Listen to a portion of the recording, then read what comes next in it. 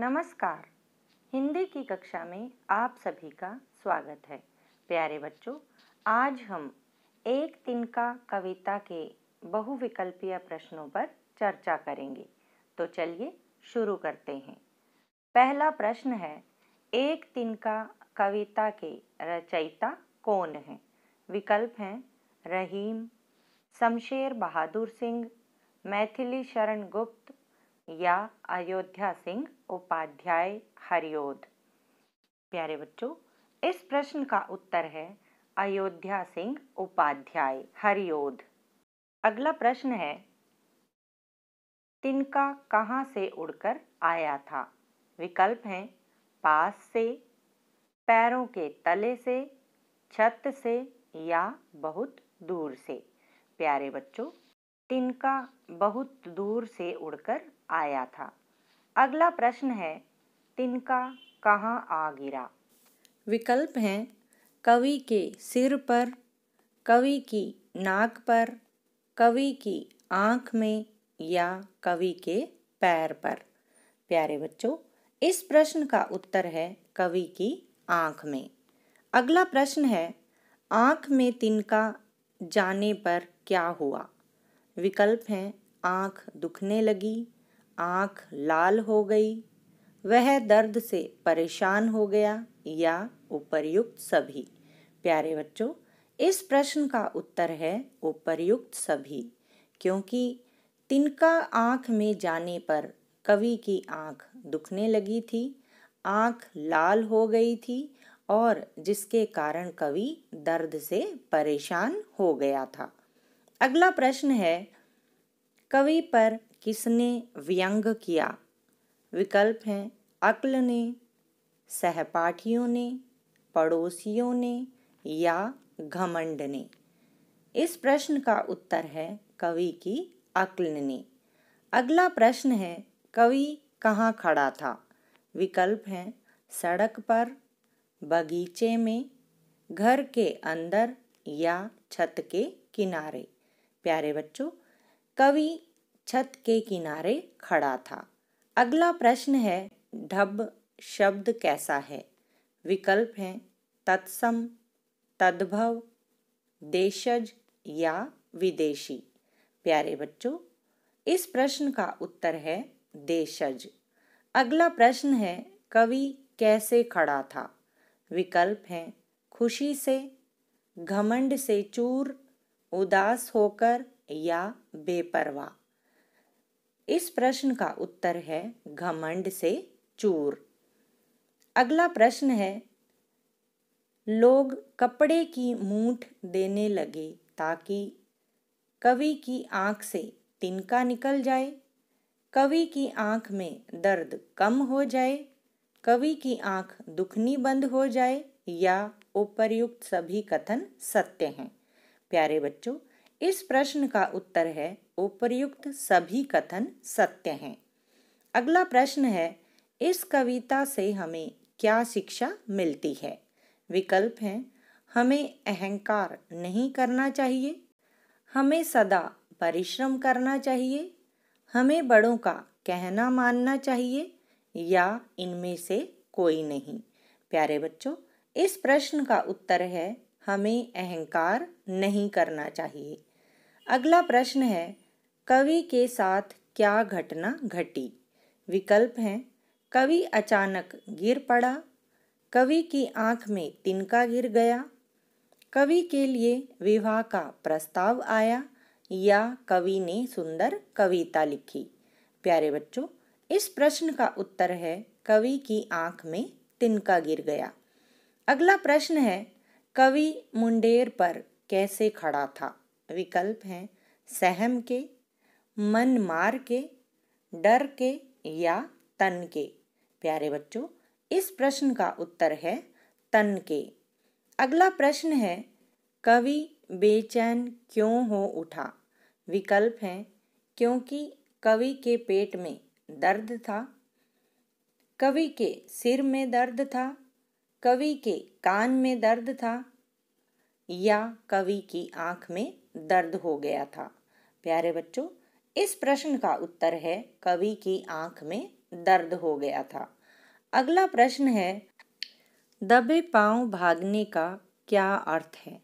विकल्प है बिना आहट के भाग जाना, धीरे से खिसक लेना, पांव को दबाकर भागना या क और ख दोनों कथन सत्य हैं। प्यारे बच्चों, क और ख दोनों कथन सत्य हैं। अगला प्रश्न है, ढब का क्या अर्थ है? विकल्प हैं तरीका, एक तरफ होना, बायां हाथ या मुश्किल से। प्यारे बच्चों, इस प्रश्न का उत्तर है तरीका। अगला प्रश्न है, ऐंठ शब्द का क्या अर्थ है? विकल्प हैं अकड़, गर्व, हठ या उपर्युक्त सभी। प्यारे बच्चों, इस प्रश्न का उत्तर है उपर्युक्त सभी। अगला प्रश्न है, रिक्त स्थान को पूरा करो। जब किसी ढब से निकल डैश गया। विकल्प है काठ, पानी, तिनका या इनमें से कोई नहीं। प्यारे बच्चों, इस प्रश्न का उत्तर है तिनका। अगला प्रश्न है, कवि पर किसने व्यंग किया?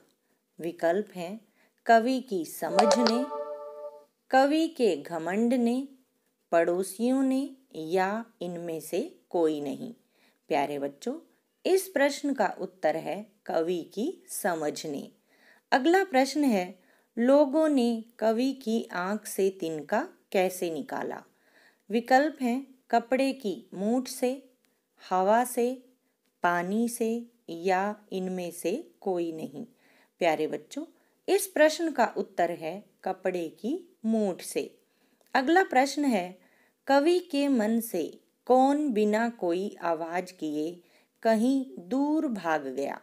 विकल्प हैं तकलीफ, दर्द, घृणा या अहंकार और घमंड। प्यारे बच्चों, इस प्रश्न का उत्तर है अहंकार और घमंड। अगला प्रश्न है, घमंडी की आंख से तिनका किसने निकाला? विकल्प हैं कवि ने, आसपास के लोगों ने, महिलाओं ने या दोस्तों ने। प्यारे बच्चों, इस प्रश्न का उत्तर है आसपास के लोगों ने। अगला प्रश्न है, रिक्त स्थान को पूरा करो। लाल होकर आंख भी डैश लगी। विकल्प हैं दुखने, सूखने, मलने या इनमें से कोई नहीं। प्यारे बच्चों, इस प्रश्न का उत्तर है दुखने। अगला प्रश्न है, रिक्त स्थान को पूरा करो। एक दिन जब था डैश पर खड़ा। विकल्प हैं छत, मुंडेर, सीढ़ी या रास्ते। प्यारे बच्चों, इस प्रश्न का उत्तर है मुंडेर। अगला प्रश्न है, कवि के घमंड को किसने चूर चूर कर दिया? विकल्प हैं तिनके ने, आंधी ने, पानी ने या बारिश ने। प्यारे बच्चों, इस प्रश्न का उत्तर है तिनके ने। अगला प्रश्न है, किसको अपने ऊपर घमंड हो गया था? विकल्प हैं कवि के दोस्तों को, आंधी को, कवि को या तिनके को। प्यारे बच्चों, इस प्रश्न का उत्तर है कवि को। अगला प्रश्न है, क्या आने वाली थी? विकल्प हैं बारिश, धूप, आंधी या हवा। प्यारे बच्चों, इस प्रश्न का उत्तर है आंधी। अगला प्रश्न है, कवि अपनी आंखों को खोलकर किस तरफ खड़ा था? विकल्प हैं घर की तरफ, सूर्य की तरफ, दोस्त की तरफ या आंधी की तरफ। प्यारे बच्चों, इस प्रश्न का उत्तर है आंधी की तरफ। अगला प्रश्न है, कवि की आंख कैसी हो गई थी? विकल्प हैं आंख बंद हो गई थी, आंख खुल गई थी, आंख लाल हो गई थी या इनमें से कोई नहीं।